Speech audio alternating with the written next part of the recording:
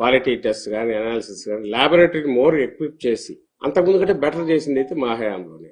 ఈ అంటే what government can do or what a board can do, ఉన్న పరిధిలో భక్తులకు పూర్తిగా మంచి సర్వీసెస్ చేయడానికి, ప్రసాదంగా మంచి క్వాలిటీ రావడానికి, అవకతవకలు జరగకుండా పరకామనేది అది కూడా దేనివల్ల ఇదేంది. అక్కడ కూడా సీసీ కెమెరాలు ఇది సెటప్ మొత్తం మార్చి బిల్డింగ్ కొత్తది కట్టి ఎవరు చేసింది? మా హయాంలో ఎక్స్పర్ట్ కమిటీ వేసి మళ్ళీ రివ్యూ చేసి ఇంకా మంచి మెటీరియల్ తీసుకురావడం ఎట్లా, క్వాలిటీని అష్యూర్ చేయడం ఎట్లా అనే దాంట్లో కూడా రిపోర్ట్స్ తీసుకుని వాటిని ఇంప్లిమెంటేషన్ ఆ సిస్టమ్స్ లో కూడా వాటిని ఇంక్లూడ్ చేసేది మా హయాంలో. ఈయనన్న ఒక్క మాట వల్ల it attracted national international attention. అందువల్ల ఆ మాట అబద్ధము అని అంటున్నాం. మిగిలిన కోర్టులో తేలుతాయి. ప్లస్ దాంట్లో ఏదైతే వాళ్ళు మెన్షన్ చేశారో దాని కూడా నేను ఇంతకుముందు సమాధానం చెప్పాను. వాళ్ళు చెప్పిన దాన్ని ఏ రకంగా అది మిస్లీడింగ్ గా ఉన్నాయి లేదా వాటికి ఆధారాలు లేకుండా ఎట్లా అన్నారు. ఒకవేళ ఉంటే గింటే చంద్రబాబు వైపు నీడిల్ ఆఫ్ సస్పిషన్ ఎందుకు పోదు? ఎందుకంటే ఆయన హయాంలోనే కదా బోలేబాబా వచ్చింది. అది how can he deny it? మరి ఆ రోజు మంచి బోలేబాబా దొంగ బోలేబాబా అయ్యాడా? లేదా శాంపుల్స్ ఆయన హయాంలోనే తీసింది? మరి ఆయన గవర్నమెంట్ లో జరిగిన శాంపుల్స్ సంబంధించి జగన్మోహన్ రెడ్డి గారి హయాంను ఎట్లా తప్పు పట్టగలరు? మేము ఈ క్వశ్చన్స్ వేస్తున్నాం కదా. సో హర్ష డైరీ అంటే బోలేబాబా చంద్రబాబు హయాంలో టెక్నికల్ ఇన్స్పెక్షన్ జరిగి సెలెక్ట్ చేసింది వాళ్ళు. 2019 తర్వాత మా గవర్నమెంట్ వచ్చాక బోలేబాబాని డిస్క్వాలిఫై చేసింది మేము.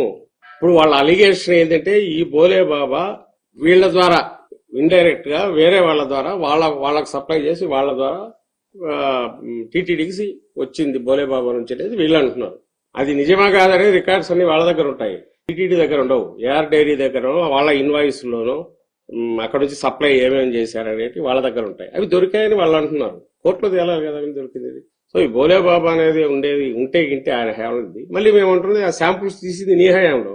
నువ్వు చంద్రబాబు గవర్నమెంట్ లోకి వచ్చిన తీసిన శాంపుల్స్ కు ఎవరు రెస్పాన్సిబుల్? ఇఫ్ అట్ ఆల్ ఒక గవర్నమెంట్ రెస్పాన్సిబిలిటీ ఉంటుంది అనుకుంటే టీటీడీ దాంట్లో ఎవరిది ఉంటుందండి? చంద్రబాబు నాయుడు గవర్నమెంట్దా, జగన్మోహన్ రెడ్డి గారి గవర్నమెంట్దా? ఇక్కడే తెలిసిపోతుందిగా. ఇఫటాలని ఎందుకంటున్నా అంటే మేము కూడా చంద్రబాబు అనలేము. ఎందుకంటే ఆయనకేం సంబంధం చంద్రబాబు గవర్నమెంట్ ఇక్కడ కూర్చొని అక్కడ జరిగింది దానికి. ఇప్పుడు వాళ్ళు దీన్ని మేము అన్నది కరెక్ట్ అని చెప్పడానికి నా అనుమానం ఇంకా మళ్ళీ ఫర్దర్ ఇప్పుడు వీటిలో నుంచి ఏదైనా లాగి చేయడానికి ఇంకేదైనా ఇంకా ఒక మహా కుట్రకు ఇప్పుడు తెరలేపినా కూడా నేను ఆశ్చర్యపోను. చంద్రబాబు నాయుడు గారి ఉద్దేశమే ఆ రోజైనా ఈ రోజైనా ఆయనకు ఏది ఇదిగా ఉంటే అది నిజం కానక్కర్లా. నిజం అసలు అవసరం లే ఆయనకు. ఎందుకంటే నిజం ఇప్పుడు ఆయనకు చేదుగా ఉంటది, మాకు బాగుంటది నిజం. ఎందుకంటే జగన్మోహన్ రెడ్డి గారు నిజాన్ని నమ్ముతారు కాబట్టి చంద్రబాబు నాయుడు గారికి నిజం రుచించదు. అందువల్ల ఆయనకు నిజంతో సంబంధంలా ఆయన క్రియేట్ చేసుకునేవి కాబట్టి అవి ఏదైనా క్రియేట్ చేసుకుంటాడు, ఎంతవరకు పోతాడు వాటినే ప్రచారం చేస్తాడు. అందుకే ఆ ఛార్జ్ షీట్ బయటికి కాగ్నిజెన్స్ లెక్క తీసుకొని కోర్టు నుంచి రానంతకుంది గమనించి ఇది రేపు వస్తే మామూలు దెబ్బ తగలదు. ముందే ఈలోగా జనం మెదళ్లలో కొంచెం ఎక్కిస్తే వచ్చిన తర్వాత వాళ్ళు ఏమన్నా కూడా అది ఆ జంతువులకు అనేది పక్కకు పోతుంది. కల్తీ అయితే ఉంది కదబ్బా అని అంటారు. ఇప్పుడు మీరే అడుగుతారు కదా కల్తీ అయితే ఉంది కదా అని. సో కల్తీ అయితే ఉంది కదా అని అడుగుతారు. సో దాంట్లోకపోతుంది మళ్ళీ వైఎస్ఆర్సీపీ మేము చేసిన పాపం పక్కకి వెళ్ళిపోతుంది, దాన్ని కవర్ చేసుకోవచ్చు అనేది ఆయన ఆశ. వాళ్ళు ఏదైతే చేశారో అది కవర్ చేసుకోవడానికి మరింత ముందుకు పోయే కొద్దీ వాళ్ళు ఎంత పాపం చేశారనేది ఇంకా ఎక్స్పోజ్ అవుతుంది, వాళ్ళు ఎంత నికృష్టులు అనేది ఇంకా బయటపడుతుంది. ఇప్పుడు పవన్ కళ్యాణ్ ఆయన ఏకంగా ఈయనేదో జంతువులకో అంటే జంతువు అంటే ఏదో ఒకటి వేరే ఎవడన్నా అనుకుంటాడు. అట్లా కాదు, ఇది పందికోవు, గొడ్డుకు, ఫిష్ ఆయిల్ ఇంకా ఏమేమి ఉన్నాయో వెతకాలనుకున్నాడేమో, కుదరలేదేమో చెప్పి అయోధ్య కూడా పంపించినారన్నారు. మోడీ గారికి కూడా కోపం రావాలనుకుంటా, రావాలా ఆయన కూడా ఇది కావాలను వీటిని అయోధ్య కూడా పంపించారు అన్నాడు. ఏం కిక్కులు మనట్లేదు? సింపుల్ క్వశ్చన్ నేను వేసేది. చంద్రబాబు నాయుడు గారు కానీ పవన్ కళ్యాణ్ గారు కానీ ఎందుకు మాట్లాడట్లేదు? ఇది వచ్చింది మరి అంటున్నా, మీరే అడుగుతున్నారు ఏంది సార్ ఎట్లా అంటున్నారు, మరి దాన్ని వదిలేశారని. మరి ఆయన కూడా వచ్చి అవును నేను అన్నాను, ఇప్పటికి కట్టుబడి ఉన్నాను అనమనండి. లేదు అవును అన్నాను, ఏదో నోరు జారాను అనమనండి. ఎందుకు అట్లా? కానీ ఇప్పుడు మీరు మమ్మల్ని అడుగుతున్నారు కదా, అది సరే దీని సంగతి ఏందని దానికి మేము సమాధానం చెప్తున్నాం. ఎందుకంటే ఏం మా ఎవరు తప్పు లేదు కాబట్టి. ఆయన ఎందుకు అడగలేకపోతున్నారు నాకు అర్థం కావట్లా. బయటికి రావట్లేదా చంద్రబాబు నాయుడు గారు? మీడియాను నేను అడుగుతున్నా, చంద్రబాబు నాయుడు గారు బయటికి రావట్లేదా? పవన్ కళ్యాణ్ గారు బయటికి రావట్లేదా? ఎందుకు వాళ్ళను?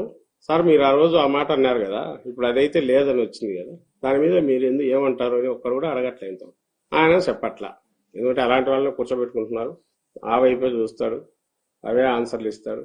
ఒక్కోసారి వాళ్ళు ఉన్నారు లేదో కూడా తెలియదు, ఈయన మాట్లాడిందే పంపిస్తుంటారు కాబట్టి. బట్ వీ డిమాండ్ ఆయన బయటకు వచ్చి తన స్టేట్మెంట్ ఆయన ఓన్ చేసుకోవాలి, లేదా నాది పొరపాటు అయిపోయింది, తప్పు అయిపోయింది, క్షమాపణ మాకు అక్కర్లే. ఎందుకంటే మా మీద చెప్పాల్సింది మాకు చెప్పాలా, చెప్పనక్కర్లే. వైఎస్ఆర్సీపీకి కానీ టీటీడీ మాజీ చైర్మన్లకు కానీ జగన్మోహన్ రెడ్డి గారికి కానీ చెప్పాల్సిన అవసరం. భక్తుల మనోభావాలు హర్ట్ అయింది అని వాళ్ళకి చెప్తే సరిపోతుంది.